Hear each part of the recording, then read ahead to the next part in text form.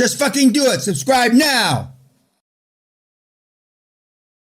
Incorporated the debt. That's what I thought. But then when you Google it, it says, all right, well, then that makes our, look, I think that fixes things. Okay, for example, Tesla now is approaching 3 billion, I think, in market cap. And let's just call it 3 billion, okay? It'll be the first company. Remember, Apple and a couple others hit 2 billion, but it'll be 3 billion. And all its debt that it's got, to the extent that it has still that debt, and I'm sure it does, is incorporated in that share price. That's enterprise value. And you say Google says what? Well, I swore it said you added. I had it up. I did have it up. I actually, to be honest, I even put it in ChatGPT. Yeah.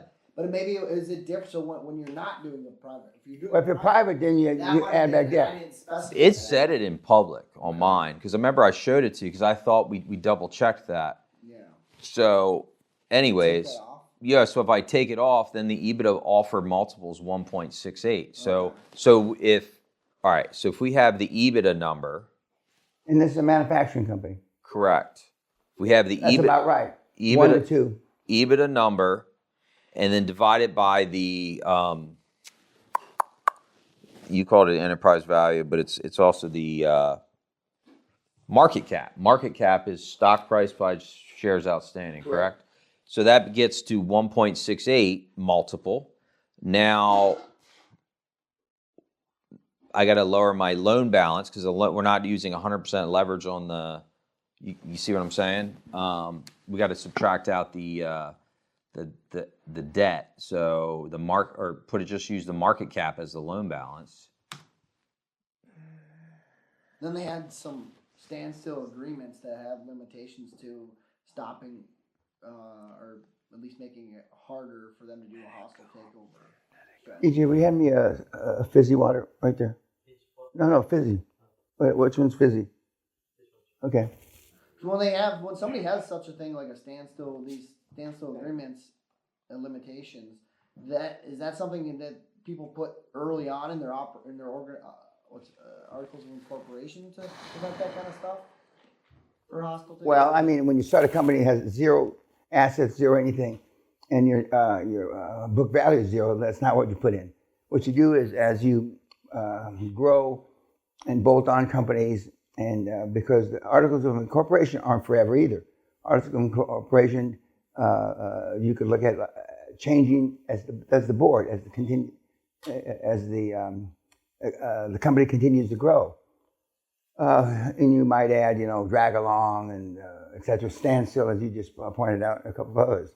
But normally, unless you're got your, for example, private equity funded, or in other words, with a lot of money, and there's going to be a lot of changes, then you might incorporate them at the very beginning, but otherwise you wouldn't. So then Joe, you want to look at this real quick? I think it works. Getting rid of that, just to double check. So I cleaned up those numbers. So, all right. So the market cap was that's the share price times 36 times the shares outstanding. Remember? Yep. So that's that. And then to get the EBITDA offer multiple, it's the it's the market cap divided by C24 or C24. Enterprise value. It's still wrong. It's still click. It's not that. Hold on. Let me see.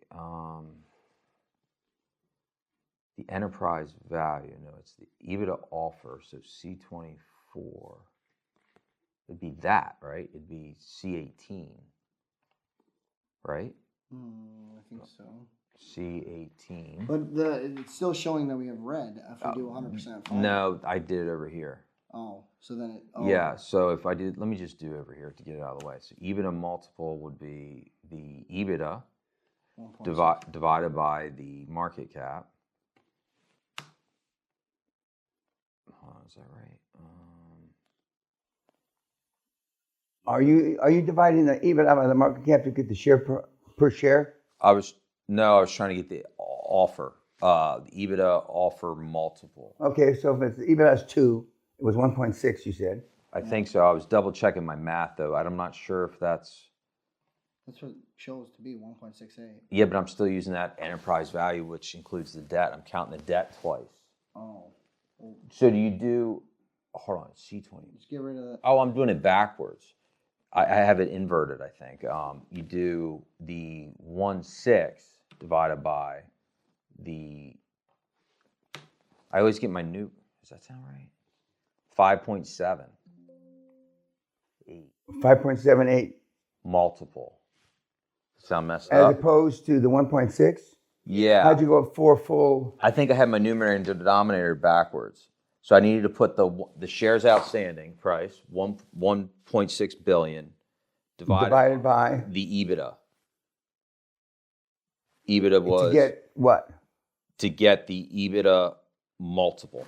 I was just trying to see like what they're paying for that cash flow. So that's if that's right, that came to 5.76. So doesn't that really say 5.77? That's what EBITDA is selling at. Yes, if they took the $36 a share, that would be what it was. Correct. Okay. And they're currently selling, the current market value is 1.6. And they get, if they sell to $36 a share, they're going to get 5.6 roughly. Yeah. So they'd have an uplift of 5 EBITDA. Well, I don't know if that 1.6 number is right, Mr. Peña, because it included that debt number. Okay, so you On were top. adding back to Correct. the debt. Okay. I counted something twice. But you could back into what the current stock is to get along your point. I think it's in the 20s, or it was. And the $36 per share is much bigger premium than what it's currently trading at. But again, the other gut check I was doing, so I did a loan to see if debt service covers it. I did a 10-year term, 6% rate. Loan balance is that shares outstanding price. Monthly debt service, annual debt service is $223 million. Well, the EBITDA number is $291 million. So you have $67 million in free cash flow after debt. That's good. But I haven't done the DCR yet but that only takes a second. DSCR because before it was negative, so it didn't make any sense to calculate it. DSCR is the cash after debt, right? Or no? Yeah, it's I know it's a simple form. You're talking about discounted cash flow. No, the debt coverage ratio. Oh. It's I could Google it real quick. I know it's simple. I always just get. Can't you just ask the phone? Yeah. Some of the kids would say, who is it they ask? They ask. DSCR ratio. I know it. Sometimes I get the damn numerator wrong.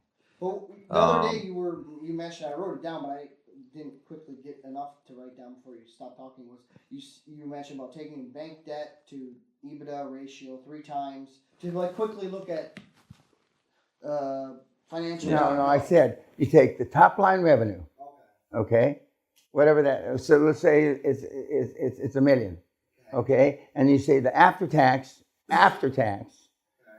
income, and let's just make it simple, 100,000. Okay, and then you add 50% under the 100,000. Okay, that's roughly, if it's not manufacturing, where the depreciation is a big, and amortization is a big pain in the ass. So you've got 150,000, and it was at $1 million. So how many times does 150,000 go into $1 million? Less than 10. Okay, 6. 6, 7, yeah. 6. So I mean, it's selling at about 6. At the prices I just gave you, it's selling at about 6 plus EBITDA, and those kind of companies normally sell for 3 to 3.5, 4. So it's at $1 million. The numbers I gave you, it's 50% overvalued, roughly speaking. And then I can look at those. I wanted to tell you I know we asked this the other day, but the debt coverage service ratio using EBITDA versus the annual debt payment, that is 1.3. But when you use the net income number, it gets whacked. Well, 1.3 is too low. It's too tight. Yeah. You want the ratio to be closer to 2. Yeah. Okay.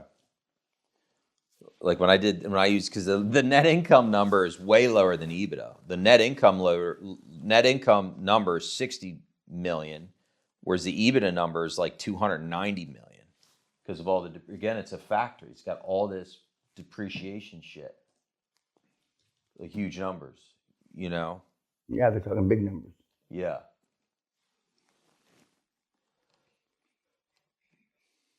So I've heard before that's why Buffett doesn't like heavy industrial shit. Correct. Because it's got such big equipment numbers. And eventually they're real numbers because you got to replace these multi-million-dollar lines. Yeah, but normally they're not replaceable or replaced as they are modeled. I see. Yeah.